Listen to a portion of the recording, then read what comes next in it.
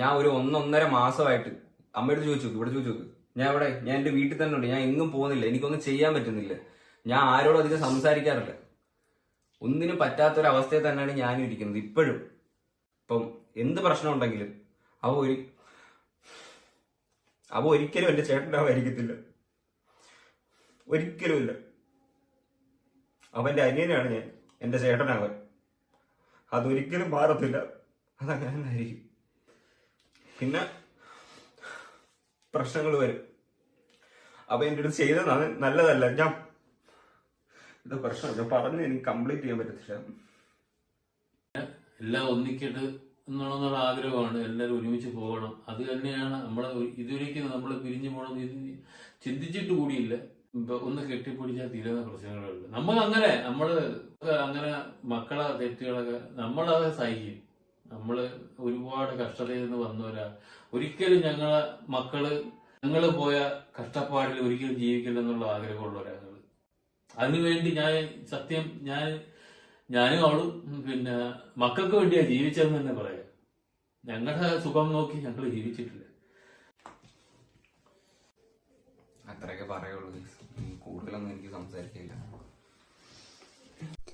പ്രവീണിൻ്റെ വീഡിയോയും ഈ കൊച്ചുവിൻ്റെ വീഡിയോയും കണ്ട സമയത്ത് രണ്ട് ഫീലിങ്സ് ആണ് തോന്നുന്നത്. അതായത് പ്രവീണിൻ്റെ വീഡിയോയ്ക്കകത്ത് അഡ്രസ്സ് കൊടുക്കാനില്ലാതിരുന്നു. കൊച്ചിൻ്റെ ഒരു സംഭവം പറഞ്ഞ സമയത്ത് ഒരു ഫീലിംഗ് ഉണ്ടായി, ശരിക്കും പറഞ്ഞു ഒരു സങ്കടം വന്നു. പക്ഷെ കൊച്ചുവിൻ്റെ ഈ കരച്ചിൽ, അല്ലെങ്കിൽ അമ്മ അച്ഛൻ ഇരിക്കുന്ന, അല്ലെങ്കിൽ അവരുടെ ഡയലോഗ്സ്, അല്ലെങ്കിൽ അവർ പറഞ്ഞ കാര്യങ്ങൾ കേട്ടപ്പോൾ നെഞ്ചി കൊണ്ടാണ് സ്വാഭാവികമായിട്ടും. ആ അച്ഛൻ പറഞ്ഞ കാര്യം എന്ന് പറഞ്ഞു, ഒന്ന് കെട്ടിപ്പിടിച്ചാൽ തീരുന്ന പ്രശ്നമേ ഉള്ളൂ. ഇനി കൊച്ചു പറഞ്ഞൊരു സംഭവം, ഇനി എന്തൊക്കെ ഇഷ്യൂസ് ഉണ്ടായി കഴിഞ്ഞാലും അവൻ പറഞ്ഞെന്നെ ഭയങ്കരമായിട്ട് നോവിച്ചു. പക്ഷെ അവനെൻ്റെ ചേട്ടനും ഞാൻ അവൻ്റെ അനിയനുമാണെന്ന് പറഞ്ഞൊരു സംഭവം, അത് ഭയങ്കര ഇതായിട്ട് പിടിച്ച് ഭയങ്കര വൈരാഗ്യ ബുദ്ധിയോടെ ഇരിക്കുന്ന ഒരാൾക്ക് പറയാൻ പറ്റത്തില്ല സ്വാഭാവികമായിട്ടും. അത്രയും ഉള്ളിൽ സ്നേഹമുള്ള ഒരാൾക്ക് മാത്രമേ ഈ ഒരു സമയത്ത് പോലും ആ ഒരു സംഭവം കയറി വരത്തുള്ളൂ.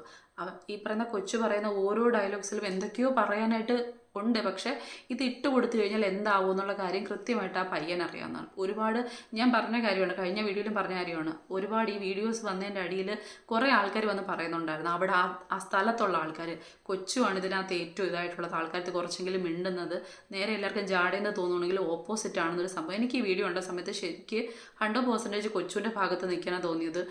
കാര്യം ഞാൻ പറഞ്ഞു, സബ്സ്ക്രൈബർ എന്നുള്ള നിലയ്ക്ക് മാത്രമല്ല, ഒരു സാധാരണ മനുഷ്യൻ അല്ലെങ്കിൽ ആ ഒരു ലെവലിൽ കൂടിയാണ് ഞാൻ ഈ ഒരു വീഡിയോ കണ്ടതെന്ന് പറഞ്ഞത്. കാരണം പണത്തിന് ഭയങ്കര വിലയുണ്ട്, നമുക്കറിയാവുന്ന കാര്യമാണ്.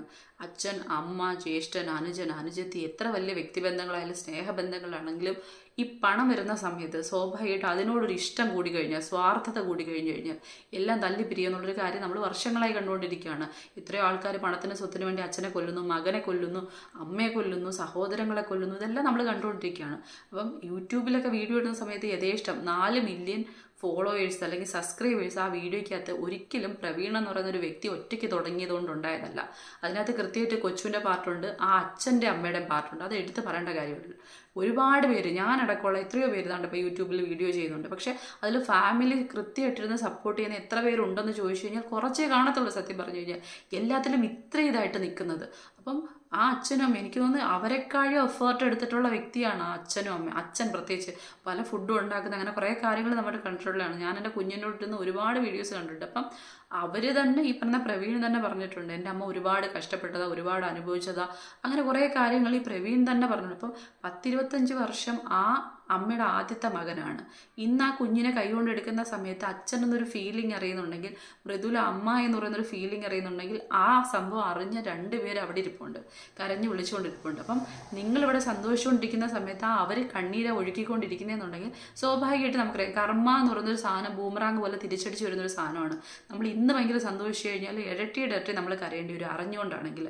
ഇനി ഇതിൽ ഏറ്റവും പ്രധാനപ്പെട്ട ഒരു കാര്യം എന്ന് പറയുന്നത്, ഒരു കുടുംബത്തിൽ നമ്മൾ ഇതിനകത്ത് ഒരുപാട് പേരുടെ കമൻറ്റ് ചെയ്യാൻ കണ്ടു, ആ അച്ഛനും അമ്മയും അത്രയും നല്ല രീതിക്കാണ് ആ മക്കളെ കൊണ്ടുവന്നത്, അവർ ഒരുപാട് അനുഭവിച്ചതാണ്, അങ്ങനെ കുറേ കാര്യങ്ങൾ കണ്ടിട്ടുണ്ടായിരുന്നു. അപ്പോൾ സ്വാഭാവികമായിട്ടും എല്ലാത്തിനും കൂടെ വേണം എന്ന് കരുതിയിട്ടായിരിക്കും അവരുടെ ഏറ്റവും പ്രധാനപ്പെട്ട ഒരു നിമിഷത്തിൽ പോലും ആ കുടുംബം മാറി നിൽക്കാതിരുന്നത്. ഇനി ഈ വീഡിയോയ്ക്കകത്ത് തന്നെ പറയുന്നുണ്ട്, ഈ അവർ കേക്ക് മുറിക്കുകയും ബാക്കി കാര്യങ്ങൾ ചെയ്തപ്പോൾ ആ റൂമിന് വെളിയിലുണ്ടായിരുന്നു എന്നൊരു കാര്യം. പോട്ടെ, ആ പെൺകുട്ടി ആവാതിരിക്കട്ടെ ആ പ്രശ്നങ്ങൾക്ക് കാരണം. അല്ലെങ്കിൽ പോലും ചേട്ടനും അനിയനും എന്തിനെങ്കിലും പേരിൽ, ചാൻ്റെ പേരിലാണെന്നുള്ള ഏകദേശം ഉറപ്പായി. കാരണം ഒരു കുടുംബത്തിലേക്ക് ഒതുങ്ങുന്ന സമയത്ത് ഇപ്പം ഭാര്യയായി, കുഞ്ഞായി, അപ്പോൾ സ്വാഭാവികമായിട്ടും നമുക്ക് സെപ്പറേറ്റ് പോവാം, അല്ലെങ്കിൽ അങ്ങനെയൊക്കെ പറയുന്ന ചിന്തകളൊക്കെ വരാനുള്ള ചാൻസ് ഉണ്ട്, സ്വാഭാവികമായിട്ടും വരും. അത് ചില സമയത്ത് വരുന്നതാണ്. അത് ചിലർ അങ്ങനെയാണ്, എത്ര സ്നേഹം കൊടുത്താലും എത്ര ഇതായി കഴിഞ്ഞാലും അവർക്ക് വേറെ പോകണമെന്നൊരു ആഗ്രഹം വരും. അപ്പം അതിനെ കുറ്റം പറയണമെന്ന് ചോദിച്ചു കഴിഞ്ഞാൽ സ്നേഹത്തിൻ്റെ വില അറിയത്തില്ലെന്നേ ഞാൻ പറയത്തുള്ളൂ. ഇതൊക്കെ കാണിച്ചുകൊണ്ടിരിക്കുന്ന സ്നേഹം അല്ലെങ്കിൽ നമ്മൾ കണ്ടുകൊണ്ടിരിക്കുന്ന ആ ഒരു സ്നേഹത്തിന് വിലയുണ്ടെങ്കിൽ അത് സ്വാഭാവികമായിട്ടും അത്രയും സത്യസന്ധമായിട്ടുള്ളതാണെന്നുണ്ടെങ്കിൽ ഒരിക്കലും അവരെ വിട്ട് പോകാൻ തോന്നില്ല. പക്ഷേ ഇവരിപ്പോൾ എന്തിൻ്റെ പേരിലാണെങ്കിലും ചേട്ടനും അനിയനും തമ്മിൽ വഴക്കൂടിയിട്ടുണ്ടെങ്കിൽ ഇതിനകത്ത് വേറൊരു കക്ഷിയില്ലെങ്കിൽ ഇവർ പിന്നെ ഇച്ചിരി കഴിയുമ്പോൾ ഒന്നിക്കുമായിരുന്നു. പക്ഷേ ഇതിനകത്ത് അതിലപ്പുറത്തേക്ക് എന്തോ ഒരു സംഭവം വന്നിട്ടുണ്ട്, ആരുടെയോ ഇടപെടലുകൾ നടന്നിട്ടുണ്ട്. ഇവർ തമ്മിലുള്ള ഈ പ്രശ്നത്തെ മാറ്റാൻ കഴിയുന്ന ഒരു വ്യക്തിയുണ്ട് ഇതിനകത്ത് കൃത്യമായിട്ട് പറഞ്ഞു കഴിഞ്ഞാൽ. അത് പ്രവീണാണിങ്ങനെ ഇപ്പം അഡ്രസ്സ് ഇല്ല, വീട്ടിൽ നിന്ന് പോയി വാടകയ്ക്കെന്ന് പറഞ്ഞുകൊണ്ട് നിൽക്കുന്നത്. അപ്പോൾ സ്വാഭാവികമായിട്ടും പ്രവീണിനെ പറഞ്ഞ് മനസ്സിലാക്കേണ്ട ഏക വ്യക്തി മൃദുല എന്ന് പറയുന്ന പെൺകുട്ടിയാണ്. അത് മനസ്സിലാക്കേണ്ടത് ആ പെൺകുട്ടിക്ക് അച്ഛനും അമ്മ എങ്ങനെയാണോ അവരുടെ വീട്ടിലൊരു ഇഷ്യൂ ഉണ്ടായി അവർ തമ്മിൽ പിരിഞ്ഞു കഴിഞ്ഞാൽ അവൾക്കതെങ്ങനെ ഫീൽ ചെയ്യുമോ അതേ ഫീലിംഗ് തന്നെയായിരിക്കും ഈ അച്ഛനും അമ്മയ്ക്കും ഉണ്ടാകുന്നെന്നുള്ളത് മനസ്സിലാക്കുക എന്നുള്ളതാണ്. അല്ലാതെ ഏതെങ്കിലും ഒരു അച്ഛൻ്റെ അമ്മയുടെയും കയ്യിൽ നിന്ന് മകനെ അടർത്തി കൊണ്ടുവന്നിട്ട് സ്വന്തം വീട്ടിലേക്ക് വെച്ച് പിടിപ്പിക്കുകയാണെന്നുണ്ടെങ്കിൽ അല്ലെങ്കിൽ സ്വന്തമായിട്ടൊരു ലോകം ഉണ്ടാക്കാൻ നോക്കി കഴിഞ്ഞാൽ അത് നിൽക്കില്ല, അത് വേറെ വിഷയങ്ങളിലേക്ക് പോകും. അങ്ങനെ ആണെങ്കിൽ ഞാൻ പറയുന്ന കാര്യമാണ്. അപ്പം ചില പെൺകുട്ടികളുണ്ട്, ഞാൻ പറഞ്ഞില്ലേ ഒരുപാട് ഇഷ്യൂസ് ഉണ്ടെങ്കിലും കുടുംബ ബന്ധങ്ങൾക്ക് വില കൊടുത്തുകൊണ്ട് അവിടെ എന്തൊക്കെ സഹിക്കേണ്ടി വന്നു കഴിഞ്ഞാലും ചിലപ്പോൾ പിടിച്ചു നിൽക്കുന്ന ഒരുപാട് പെൺകുട്ടികളുണ്ട് ഈ ലോകത്തിൽ. മീൻസ് ഭയങ്കര ഇതായിട്ടല്ല, ആ കുടുംബം തകരുതെന്ന് വിചാരിച്ചിട്ട് നിൽക്കുന്ന ആൾക്കാരുണ്ട്. ചില സമയങ്ങളിൽ അവർ പോലും ചെയ്യാത്ത തെറ്റുകൾ അവരെ ആരോപിക്കപ്പെട്ടിട്ട് അവർ നെഗറ്റീവായി പോകുന്ന സിറ്റുവേഷൻസും ഉണ്ടായിട്ടുണ്ടായിരിക്കും. പക്ഷെ ബോധവും വിവരവും ഉള്ളവർക്കാണെന്നുണ്ടെങ്കിൽ കൃത്യമായിട്ട് മനസ്സിലാക്കാൻ പറ്റും. ഒരിക്കൽ അപമാനിക്കപ്പെട്ട് ഒരു വീട്ടിൽ നിന്ന് ഇറങ്ങിപ്പോയി കഴിഞ്ഞിട്ട് വീണ്ടും ആ വീട്ടിലേക്ക് തിരികെ വരണമെന്നുണ്ടെങ്കിൽ അതൊന്നും പ്രതീക്ഷിച്ചുകൊണ്ടായിരിക്കത്തില്ല, സ്വത്തിനോ പണത്തിനോ മുതലിനോ വേണ്ടിയിട്ടൊന്നും ആയിരിക്കത്തില്ല. ആ കുടുംബത്തിനോട് എന്തെങ്കിലും ഒരു ഇഷ്ടം തോന്നിയതുകൊണ്ടായിരിക്കും. അല്ലെങ്കിൽ ആ പിടിച്ചുകൊണ്ട് പോകുന്ന തൻ്റെ കൂടെ വരുന്ന ആ ഭർത്താവിന് ആ കുടുംബത്തിൽ നിന്ന് അകറ്റരുതെന്ന് തോന്നിയൊരു മനസ്സുകൊണ്ടായിരിക്കും. അല്ലെങ്കിൽ കുടുംബത്തിന് എന്തെങ്കിലും വില കൊടുക്കുന്നത് കൊണ്ടായിരിക്കും. അതല്ലെങ്കിൽ ഒരു കുഞ്ഞ് വരുന്ന സമയത്ത് ആ കുഞ്ഞിന് എല്ലാവരും വേണമെന്നുള്ളൊരു ബോധമുണ്ട്. അത് എല്ലാവർക്കും ഉണ്ടാകത്തില്ല. ചിലർക്ക് എൻ്റെ കുഞ്ഞിന് മാത്രം എല്ലാവരുടെയും സ്നേഹം വേണം, ആ കുഞ്ഞിന് വേണ്ട എന്ന് നിഷേധിക്കുന്ന ചില ജന്മങ്ങളുണ്ട്. അതങ്ങനെ ഉണ്ട്, പലയിടത്തും നമുക്ക് കാണാൻ കഴിയുന്നതാണ്. അപ്പം ഇങ്ങനെ തിരിച്ചൊരു പെൺകുട്ടി കൊണ്ടുവരുന്നെന്നുണ്ടെങ്കിൽ സ്വാഭാവികമായിട്ടും അതൊന്നും തട്ടിയെടുക്കാനോ വാരിയെടുക്കാനോ മാന്തിയെടുക്കാനോ ഒന്നും ആയിരിക്കത്തില്ല. അങ്ങനെ വരുമ്പോഴാണ് ഏറ്റവും കൂടുതൽ ദൈവം കൂടെ നിൽക്കുക എന്നൊരു സംഭവം, അല്ലെങ്കിൽ കുറച്ചെങ്കിലും ആത്മാർത്ഥത എന്നൊരു സംഭവം വരുന്നത്.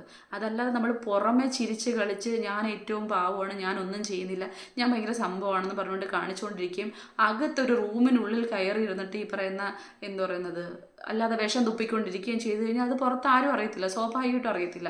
ചില ആൾക്കാർക്ക് സഹിക്കാൻ പറ്റാത്ത വിധത്തിലേക്കുള്ള മെൻ്റൽ പ്രഷർ ടോർച്ചർ വരുന്ന സമയത്ത് അവർ പൊട്ടിത്തെറിച്ചു പോകും സ്വാഭാവികമായിട്ടും. ആ പൊട്ടിത്തെറി അവർക്ക് പിന്നിൽ വല്ല അസുഖങ്ങളും കാണും സ്വാഭാവികമായിട്ടും. അല്ലെങ്കിൽ അവർ നിന്ന സിറ്റുവേഷൻ എങ്ങനെയായിരിക്കും, അവർ ഫേസ് ചെയ്ത ഒരുപാട് കാര്യങ്ങൾ കാണും. ഒരുപക്ഷെ കുടുംബത്തിൽ എന്തെങ്കിലും പ്രശ്നം ഉണ്ടാവരുതെന്ന് കരുതി, ഏതെങ്കിലും ഒരു കുടുംബം തകരരുതെന്ന് കരുതി അവർ ഒളിപ്പിച്ച് വെച്ച ചില കാര്യങ്ങൾ കാണും. അങ്ങനെ ചില കാര്യങ്ങളുണ്ടായിരിക്കും അവർ പിന്നെയും സ്വയം കുറ്റവാളിയാകാൻ വേണ്ടി നിന്ന് കൊടുത്തിട്ടുണ്ടാവും. അപ്പം ഇങ്ങനെ കുറേ കാര്യങ്ങളുണ്ട് ഈ ജീവിതത്തിനിടയിൽ നടക്കുന്നത്. അപ്പം ഒരു കുടുംബത്തെ തല്ലി തകർത്ത് കൊണ്ടുപോകാൻ ഒരു പെൺകുട്ടി ഒരിക്കലും ശ്രമിക്കാൻ പാടില്ല. അതിപ്പോൾ ആ പെൺകുട്ടിയുടെ തെറ്റാണെങ്കിലും തെറ്റല്ലെങ്കിലും എന്ത് തന്നെ ആയാലും ആ കുടുംബത്തിൽ, സ്വന്തം കുടുംബത്തിൽ നമുക്ക് എങ്ങനെയാണോ നമ്മുടെ അച്ഛനും അമ്മയും പ്രിയപ്പെട്ടത്, അവിടെ ഒരു വിഷമം ഉണ്ടാകുന്ന സമയത്ത് അവരുടെ കണ്ണീര് കാണുന്ന സമയത്ത് നമ്മുടെ ചങ്ക് തകരുന്നത്, അതേ സെയിം സിറ്റുവേഷൻ ആയിരിക്കും നമ്മുടെ കൂടെ വരുന്ന ഭർത്താവിനെന്ന് മനസ്സിലാക്കുക. ഇനി എത്ര നമ്മൾ സന്തോഷത്തിലേക്ക് അവരെ കൊണ്ടുപോകാൻ ശ്രമിച്ചു കഴിഞ്ഞാലും ഉള്ളിനുള്ളിൽ അവരുടെ കുടുംബം ഉറപ്പായിട്ടും കാണും. അതിലപ്പുറത്തേക്ക് ആ അമ്മയുടെയും അച്ഛൻ്റെയും കണ്ണീര് നമ്മുടെ തലയ്ക്ക് മീതെ വീഴുകയും ചെയ്യും.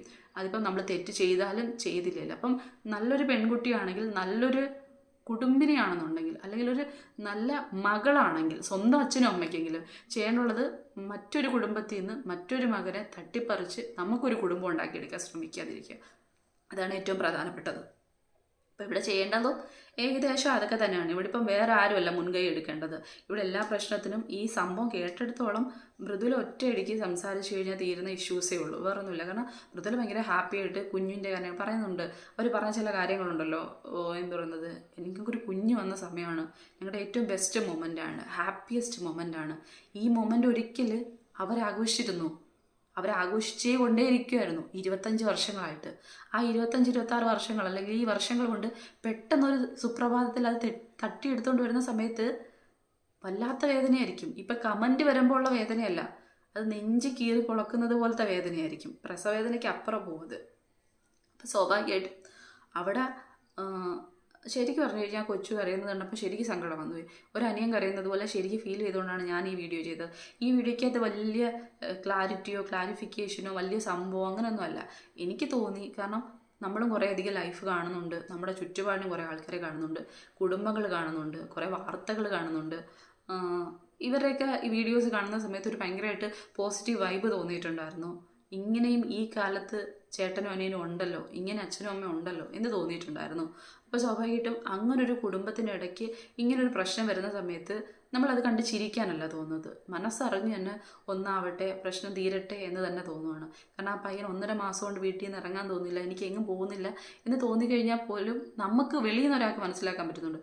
ആ പയ്യൻ്റെ ഏറ്റവും ബെസ്റ്റ് ഫ്രണ്ട്, ഏറ്റവും നല്ല കൂട്ടുകാരൻ ചേട്ടനായിരുന്നു. അപ്പോൾ ആ ചേട്ടൻ ആ വീട് വിട്ട് ഇറങ്ങുന്ന സമയത്ത് അവൻ തളർന്നു പോകും. ഇനി ചാനലിൻ്റെ പേരിൽ പറഞ്ഞു വിട്ടുള്ള ഒരുപാട് കാര്യങ്ങൾ, നമ്മൾ വാ വിട്ട് പറഞ്ഞു പോകുന്ന ചില കാര്യങ്ങളാണ്. ക്ഷമിക്കുക എന്ന് പറയുന്ന സംഭവമാണ് ഈ ലോകത്തിലെ ഏറ്റവും വലിയ മരുന്നെന്ന് പറയുന്നത്. ക്ഷമിക്കാൻ കഴിഞ്ഞു കഴിഞ്ഞാൽ, എല്ലാം മറക്കാൻ കഴിഞ്ഞു കഴിഞ്ഞാൽ കുഴപ്പമില്ല, പൊട്ടനായിട്ട് ജീവിക്കാൻ പറ്റും. സ്വാഭാവികമായിട്ടും നമ്മൾ പൊട്ടനായി നിന്ന് കൊടുക്കുന്ന സമയത്ത് കുറേ പേരൊക്കെ നമുക്ക് ചുറ്റും സന്തോഷിക്കുന്നത് കാണുന്നുണ്ടെങ്കിൽ അങ്ങ് പൊട്ടനാവുക, അതാ ചെയ്യാനുള്ളത്.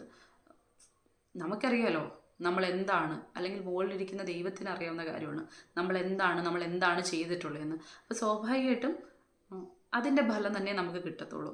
ഓപ്പോസിറ്റ് സൈഡിൽ തെറ്റാരെങ്കിലും ചെയ്തിട്ടുണ്ടെങ്കിൽ അവർക്ക് തിരിച്ച് ഈ ഭൂമി വിട്ട് പോകുന്നതിന് മുമ്പ് കർമ്മ എന്ന് പറയുന്നൊരു സംഭവമുണ്ട്. അതുകൊണ്ട് കൃത്യമായിട്ട് അവരതിന് മാപ്പ് പറയുക തന്നെ ചെയ്തിരിക്കും. നമ്മളോട് പറഞ്ഞില്ലെങ്കിലും ദൈവത്തിനോടോ ഉള്ളിൻ്റെ ഉള്ളിലോ മാപ്പ് പറഞ്ഞിരിക്കും. ഇതിപ്പം എന്ന് പറയുന്നത് കൂടുതൽ എക്സ്പ്ലനേഷൻ വീഡിയോക്ക് വീണ്ടും കാരണം കൊച്ചു അങ്ങനെ ആഗ്രഹിക്കുന്നില്ല എന്ന് ഈ വീഡിയോ കാണുന്ന സമയത്ത് തന്നെ മനസ്സിലായി. പക്ഷെ അവർക്ക് ഇപ്പോൾ ഒരു ഫാമിലിയായി, ഇപ്പോൾ കൊച്ചുമായിട്ടുള്ള ദിവസമുള്ള കാര്യങ്ങൾ, കളി, ചിരി, വർത്തമാനങ്ങൾ, ഇങ്ങനെ വ്ലോഗ് കൊണ്ടുപോകാൻ പറ്റുമെന്ന് നല്ല ഉറപ്പുണ്ട്. അതിൽ നിന്ന് പെയ്യ അനിയനായ പോലും പകുതി കൊടുക്കുന്ന ഒരു സംഭവത്തിൻ്റെ ഇതായിരിക്കും. അപ്പോൾ കൊച്ചു സ്വന്തമായിട്ടൊരിപ്പോൾ ചാനൽ തുടങ്ങി, അത് എന്തായാലും ഭയങ്കരമായിട്ട് ക്ലിക്കായി പോകും.